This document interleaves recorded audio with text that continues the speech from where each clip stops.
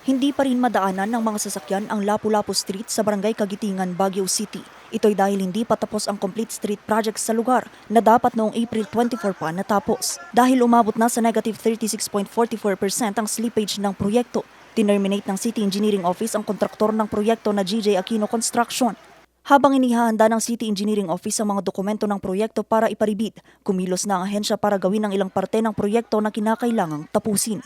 We have to understand also that there are suspensions made even before kasi nga yung mga drivers natin nandun, yung mga PUJs, di ba may mga PUJs tayo doon, may mga queries sila, pati yung business establishments na nagsasabi rin kung ano rin yung mga design na gusto nila. So we integrated that.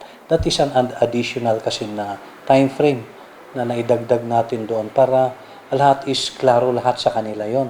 Anila halos 44% pa lamang ang natatapos sa proyekto na kinabibilangan ng drainage at ilang bahagi ng sidewalk. Ang ilang negosyante sa lugar umaangal na rin sa tagal ng paggawa sa proyekto. Wala nang pwesto, wala nang space na mag-park yung bibili. Unlike noon na dito sila. Minsan, dito. Pwede silang mag-park sandali, bibili. Ngayon, pag sinarado to, totally wala.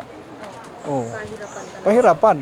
Maganda po yun kasi may nagtrabaho na at least na-addressan yung complaints namin. Ang hiling lang po namin, sana po madaliin po nila ang paggawa. Kasi ang isa po kasing complaint namin dito, yung umaalingasaw ngayon na amoy ng pupo ng septic tank, parang septic tank. Siyempre kami pong nandito, kami po ang nahihirapan. Dahil dito nangangamba sila na baka hindi matapos ang proyekto sa itinakdang bagong completion date na August 10.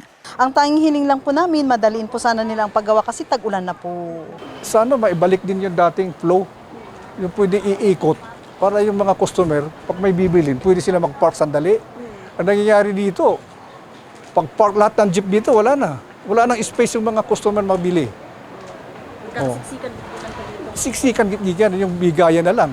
Maliban sa complete street project sa Lapu-Lapu Street, nakatenga rin ngayon ang road development sa Kalanchaw Street na sinimulan pa noong August 2025.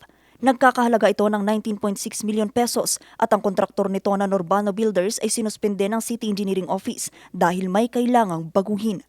Sinubukan ng news team na kunin ang panig ng GJ Aquino Construction at Nurbano Builders pero hindi sila sumasagot sa aming mga mensahe. Vanessa Bugtong para sa Nation, On the Move.